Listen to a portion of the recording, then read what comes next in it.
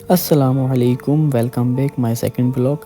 आज दिन की शुरुआत होती है पेट्रोल भरवाने से और आज बेहद कोहरा था सुबह और हम आ चुके हैं अपनी साइट पर। और जो हमारी लास्ट वीडियो अनकम्प्लीट थी वो अब कंप्लीट हो चुकी है। देखिए हमारी सीलिंग और वॉल पैनल दोनों कंप्लीट हो चुके हैं और एलईडी पैनल और साइड में अलमारी भी रेडी हो चुकी है। और अब मैं आपको पूरी लोकेशन दिखाऊंगा, ये देखिए। और ये हमारे फाजिल साहब जो इस पैनल से ज़्यादा ये नज़र आ रहे हैं। सीरियस बातें साइड में रखते हुए मजाक की साइड आते हैं। जैसे कि रूम तो आप लोग देख ही चुके हैं और ये हमारा डाइनिंग एरिया है जिसमें हमने सीलिंग और वॉल पैनल और यूवी शीट का इस्तेमाल किया है। तो वीडियो को मद्देनज़र रखते हुए आप लोग भर भर के लाइक करें, कमेंट करें और बताएं हमारा वर्क आपको कैसा लगा।